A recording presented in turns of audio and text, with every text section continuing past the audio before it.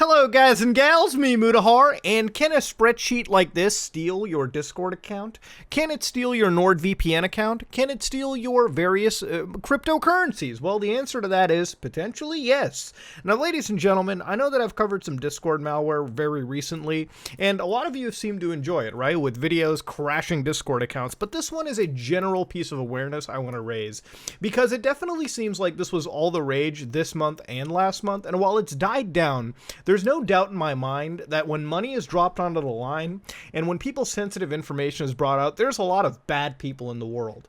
But that's why you have chubby Indians like me and frankly other cybersecurity dudes who are out there to at least raise awareness when it comes to issues like this.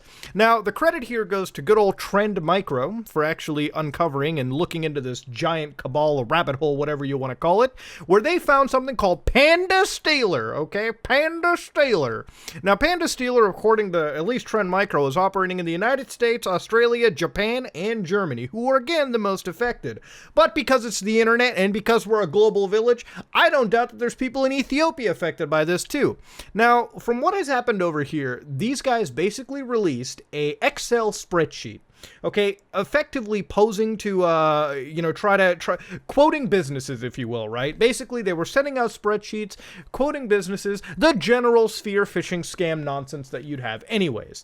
Now, if this sounds similar, it's because it is. A while back, almost a year ago, we looked at COVID malware, where basically people spoofed their spreadsheets and documents to look like they were the World Health Organization, when in reality, they were faking all of it, okay? Now, these Word documents that were being sent out, these spreadsheets, contained macro scripts that could then be used to launch other, scripts underneath your computer and go to other locations on the internet to download further software to then further infect computers. And that's generally the same thing that's going on over here, because what Trend Micro discovered was something called a macro, all right, in this case, with a spreadsheet that allowed them to connect to a certain website and download a file known as axsz3.exe, okay? Sometimes elite speak gets to me, I'm sorry if it freaks you out, but this file was effectively the next piece of the puzzle, and it's a file that I actually have. Now, over here, we have a virtual machine. Again, if that shocks you, welcome to Some Ordinary Gamers. Now, ladies and gentlemen, in this entire pool, I have a bunch of software and files that we'll be looking through.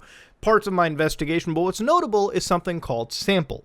Now, I've changed the name of that file to sample. Normally, these are what we call, malware samples that you can download through repositories. I've deliberately changed the name as to prevent somebody from Googling the MD5 checksums and downloading this for themselves, okay? I'm going to have to blur the section on the side, actually, because it does contain the same thing that I just talked about manning. But anyways, what we're looking at over here is sample.exe, okay? Now, this is what the actual Discord client, if it was spread to you through there, or whatever email you downloaded. Now, I have to preface this with two things. This is not Discord's fault. This is not NordVPN's fault. This is no one's fault, okay? These are just bad people, really bad hackers out there, script kiddies, if you will, who have effectively been using very popular applications like Discord and Slack and whatever other email service to spread these kind of documents to people. A lot of unsuspecting people will click on these documents, especially if they spoof it in the form of a friend sending it to them or a family member. So they'll click on it and they'll download sample. Now, by clicking enter over here on sample, I've launched this malware, and now within a second or two, this malware has launched, my PC fan spun up a little bit, and I have been hacked. So ladies and gentlemen, if you go to my Discord account over here real quick and you just open it up, Sonic Hedgehog is not my account any longer. Sonic Hedgehog is, oh my god, there's like 178, you stop it. But Sonic Hedgehog is now officially belonging to whatever hacking group was sending this out to begin with. Now, what's scary over here is while they've got Sonic Hedgehog, if I had a NordVPN account in, they'd probably have the credentials for that too. If I had a Slack account, they'd probably have the credentials for that too. Now, if I had wallet files for certain cryptocurrencies, I would probably have my past transactions logged, sent, and maybe even the wallet files themselves. So this is really scary because not only are they going after your accounts in this case, but there's a potential chance for some of your money to get stolen too. Now, this is actually a couple press releases released by Cyberfrat. Okay, quit laughing at the name, all right? Some of us gotta have a chuckle here and there. Panda Stealer dropped an Excel file, spreads through Discord, steals user cryptocurrency. It started its infection chain through phishing emails and samples uploaded to VirusTotal. Indicates the victims downloaded executables from hashtag malicious websites via Discord links. That's a lot of hashtags. That's cute. Now, of course, if we go a little further, this is a group called Malware Intelligence that showcased this software right here. Let's get a closer look at that. Now, this over here is an actual advertisement that was released, I believe, somewhere out on the deep web or whatever group out there, from a Russian group, as you can tell, that was selling something called Collector Native Stealer, which is a tool that was released. You could buy this literally for, what is it, 650 rubles, 2,500 rubles? I don't know if that's the actual currency. But point is, you could buy this tool, and you can get access to a bunch of abilities to steal user data, scrape wallet accounts, whatever you name it. Now, we're going to get an English translation of this from the most unlikely source, if you will. Now, it took me 5 minutes to go and find this specific tool set from the internet. Now, if you don't know what you're looking at over here, this is from a forum post. Some might recognize it, but this was posted March 15, 2021, a few weeks before this infection started to actually happen. Now, this is a translation of that software. This is a cracked version, meaning this is what you download. This is what the script kiddies download when they don't want to pay for that software. Nothing is sweeter to me than watching actual hacking software get absolutely skull-fucked and cracked for free, okay? It's like the ultimate icing in the cake. But so what they've got over here is they've got certain benefits like excellent build weight, 600 kilobytes for UPX, which is a form of reducing the file size of the actual executable. It's actually legitimately used, but in this case they're doing it for obfuscation. Now if you go further, collection from all computer accounts, collection data from Chromium browsers, and browsers with non-standard data location. So Chromium would mean things like Microsoft Edge, the new one, Google Chrome, Brave, whatever, anything Chromium based. Support for Chrome version 80. Collects passwords from Edge. Self-explanatory. Collects Discord sessions. Collect FileZilla passwords, which is, SSH, FTP tools that you would use. Collecting wallet files. Collecting Steam files. Collecting sessions of 2FA authenticator, such as Authy. So, yeah, you can get your shit fucked up if you go down and get infected by this. And what's fucking hilarious is I've already infected myself with the exact same sample that would be sent out from this. Now, let's assume that you get the software and you crack it. I'm going to show you what it looks like, what the script kiddies are seeing. So in this collector cracked version, you get three folders. You've got Builder, you've got Panel, you've got SQL, okay? So if you go to Builder, you can actually see this is the tool that these kiddies use. Again, granted administrator privileges, right? Shit seems totally not sus. Click yes, and bam bam, Collector Stealer, cracked by NCP. All right, now, of course, you get your gate, your tags, and you can build it and have a good time. And, let's assume that you get it built. Then you would use things like the panels and the SQLs, and you would basically stage this entire command and control server, and you would start infecting people with your Stealer software that you've just effectively created, right? Now, I also want to state, please do not try any of this at home. I'm doing it kind of quick and dirty, but I know what I'm doing.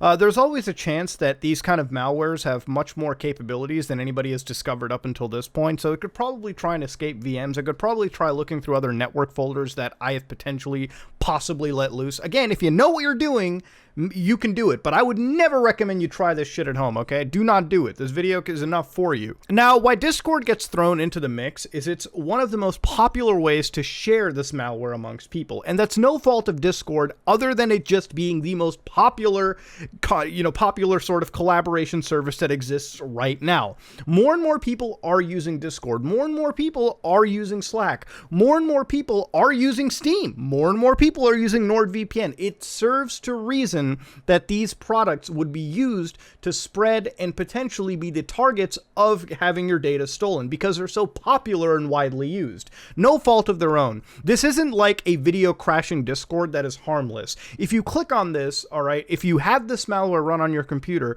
there's a lot of damage that can be done to your personal data. So if you do get an Excel spreadsheet sent to you or any weird shady file, even if it's from your mother, you do not click on it without running it through something like VirusTotal.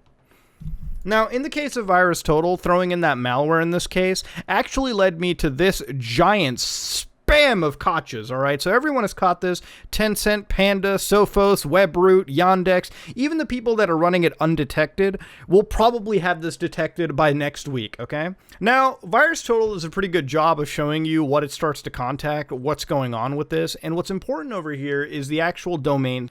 Now, of course, this leads us to, who is behind all of this nonsense? Who's running the Panda Stealer? Who's stealing all this money and all this data?